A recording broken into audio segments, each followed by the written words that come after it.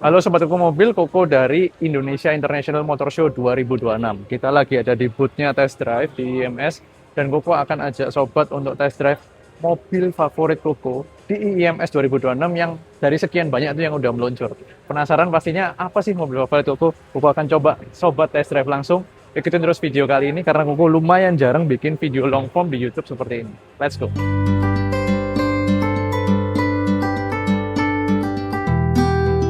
Sobat, inilah mobil favorit Koko di IMS 2026. Koko hari ini nggak di-endorse, nggak dipanggil sama brand ini, tapi dari sebagai mobil yang meluncur ini yang menarik perhatian. Apa? Harganya itu sangat affordable, beneran mobil yang bukan kita di bayangan-bayangan kita doang, tapi kita bener-bener bisa beli mobil ini. Kenapa? Startnya 333 juta, sangat mirip sama pesaingnya yang viral di akhir tahun lalu, dan Koko secara subjektif pastinya, nggak secara objektif, Koko lebih suka model yang ini. Menurut Koko kelihatan jauh lebih mahal, jauh lebih eksklusif, dan bentuknya itu lebih dewasa buat Koko, lebih matang. Nah, ayo kita puterin mobilnya.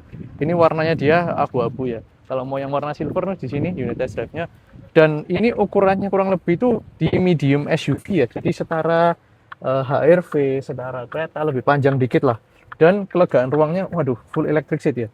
Bayangin, start di 333 dan yang kita lagi mau test drive habis ini kita ajak jalan, ini 355 juta. Jadi cuma selisih 22 juta.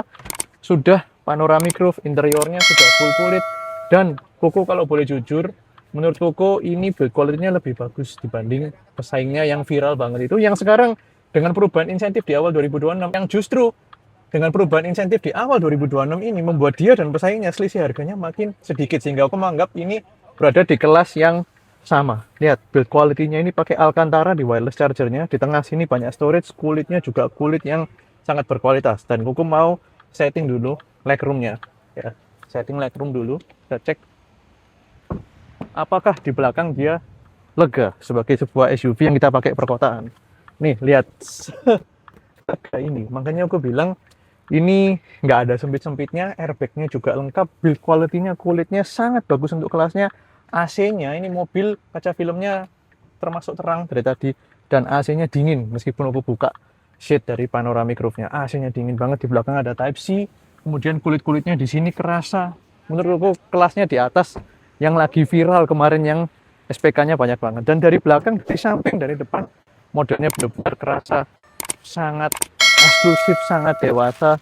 Bagasinya pun juga gede, MGS 5 ini ya. Dan ini punya range di atas 400 km ya, untuk tipe yang ada yang kalau nggak salah apa ya, Pro sama Magnify kalau nggak salah. Magnify ini yang tipe yang mid spec-nya dia gitu. Tuh keren, layarnya di tengah juga oke banget. Nah, yang aku mau soroti adalah kualitas tombolnya. Ini dari transmission knob-nya kerasa mahal, dari electronic parking brake-nya kerasa mahal, armrest-nya kerasa mahal, bener-bener luar biasa. Terus di depan ada apa? Aku juga belum pernah buka ini. Switch-nya juga kerasa sangat mahal bentuknya. Nah, oke. Jadi dia murni untuk penyimpanan penggerak di depan, nggak ada storage.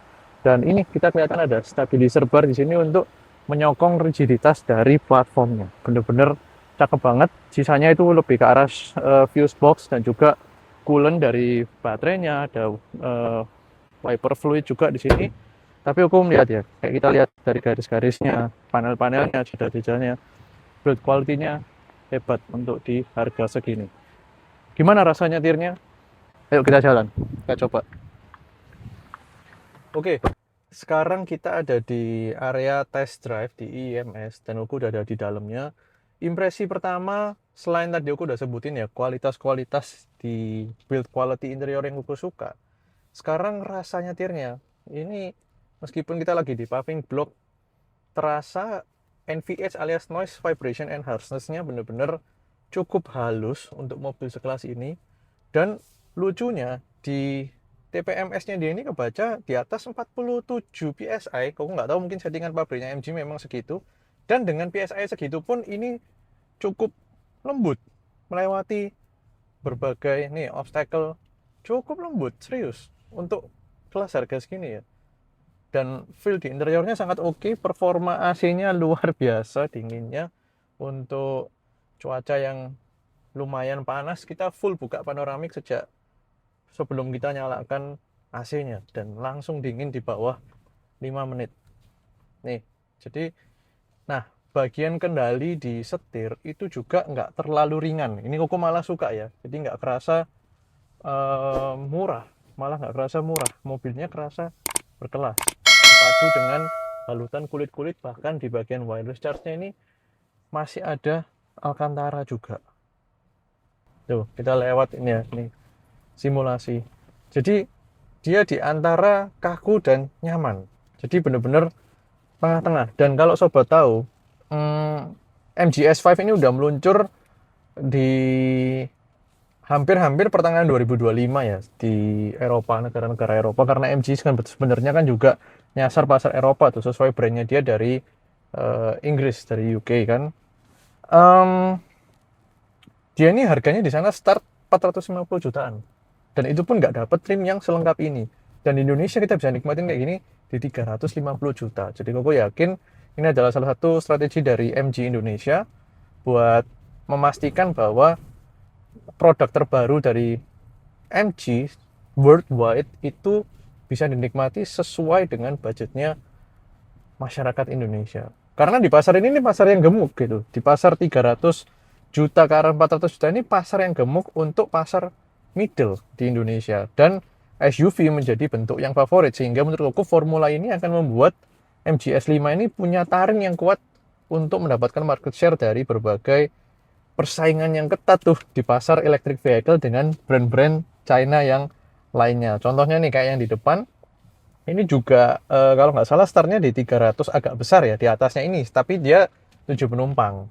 Tapi kan di MPV, nggak semua orang selera MPV, tapi SUV nggak akan pernah salah. Di hampir di setiap rumah orang menengah di Indonesia pasti ada yang salah satu bentuk mobilnya SUV. Dan modelnya dari luar, kalau Koko pribadi bener-bener seneng banget.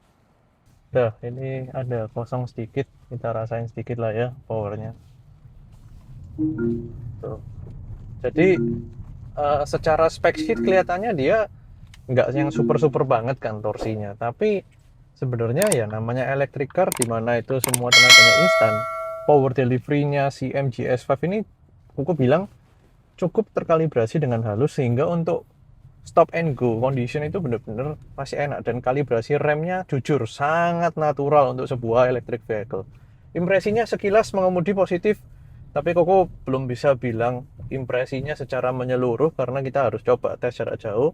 Nanti Koko akan coba ajukan ke MG Indonesia atau via dealer yang ada di Jawa Timur untuk kita rasakan impresi atau lebih ke arah full review ya, lebih lanjutnya gimana rasa keseluruhan dari MGS5. Semoga kita bisa dapat unit test drive-nya untuk jangka panjang. Biasa aku bawa keluar kota juga, supaya kita benar-benar bisa tahu kesimpulan keseluruhannya mobil ini oke nggak. Tapi sekilas kalau ditanya dengan harga sekian, dengan impresi sekilas lah yang aku udah rasakan, lihat unitnya juga, mobil yang sangat-sangat good value untuk masa sekarang gitu.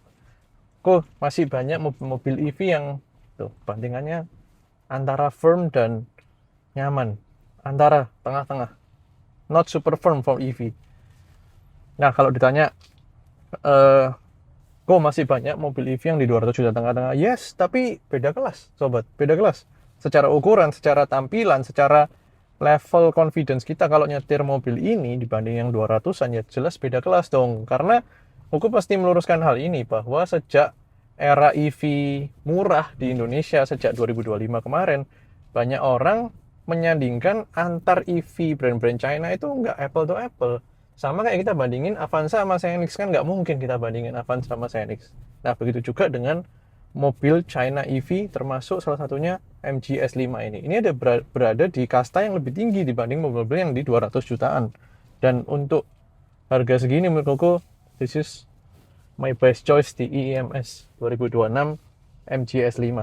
Bandingkan harga dengan kualitas buatannya dia, dengan rasa nyetirnya sekilas, dengan ukuran baterainya, sangat worth it menurutku. Itu aja, jangan lupa tekan tombol subscribe, nyalakan tombol lonceng di channel YouTube kita Koko Mobil, dan see you next time di MG S5. Koko akan ajak sobat, semoga kita dapat unitnya untuk test drive lebih panjang. Thank you.